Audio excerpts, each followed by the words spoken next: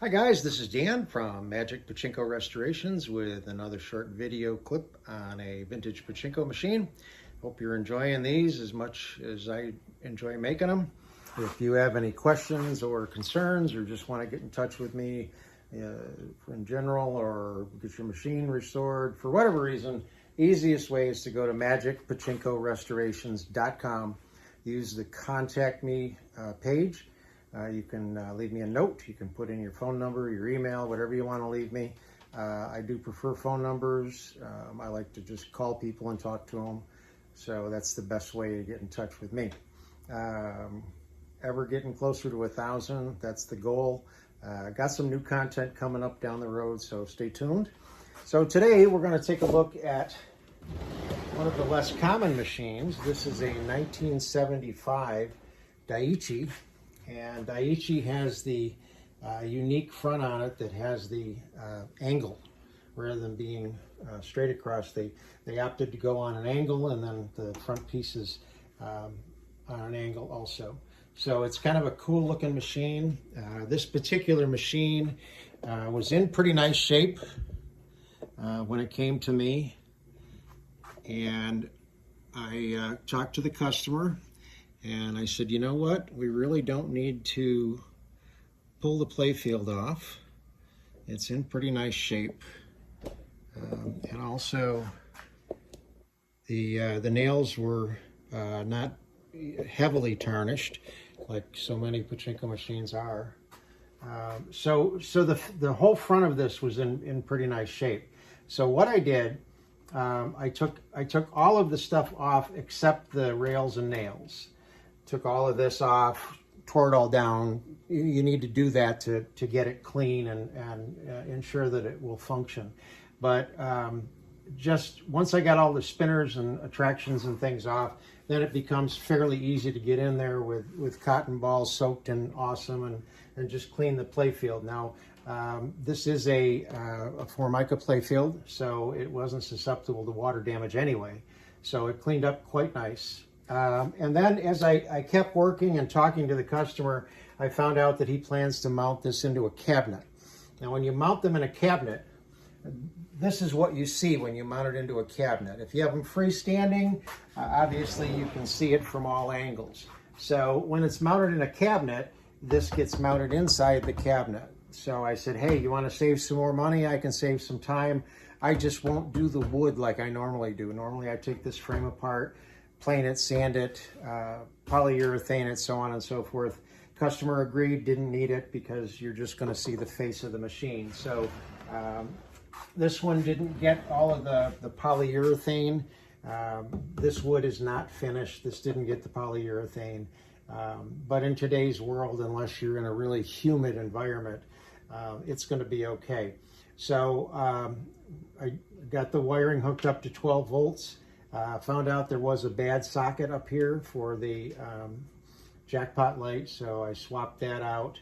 And these are a little different the way they're put together, a little tougher to work on, but overall they're a nice machine. They work well once they get going.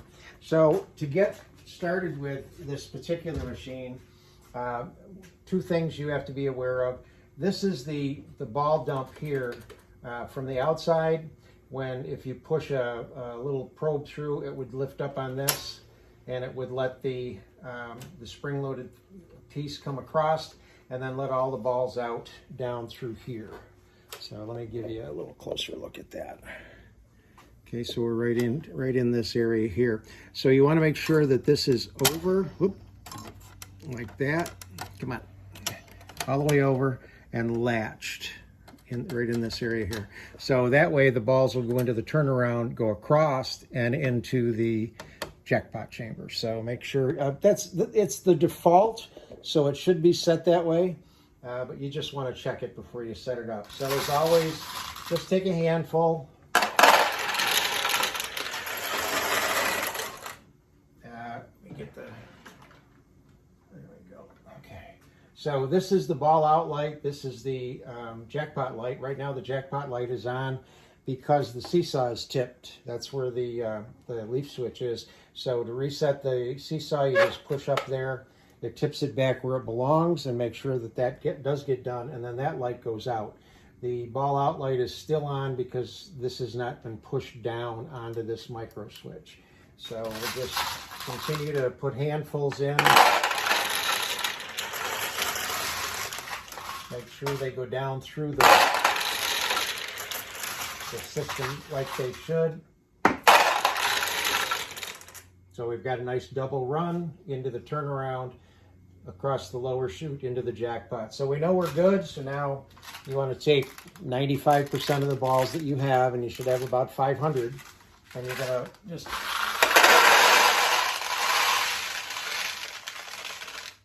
you want to have this upper hopper full all the time. So again, load it all the way to the jackpot. Seesaw is up. Got the little catch tray here. The losing balls come out here. The winning balls come out here. So this machine is now ready to play.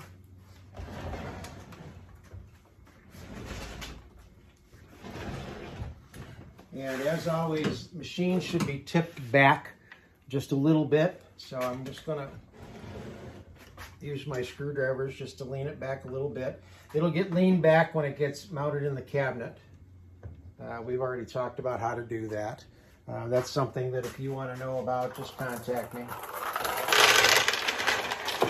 So you load the balls that you're going to play with in here, and you start to launch them.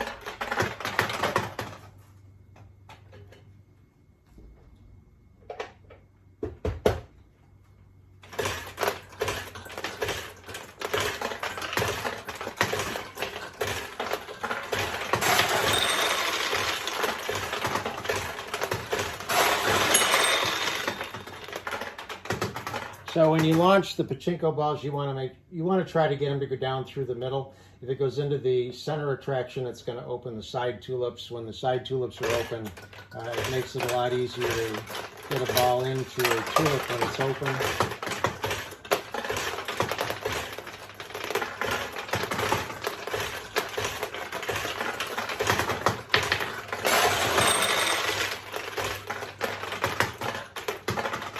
So that's the 75 Daiichi. Hope you like it.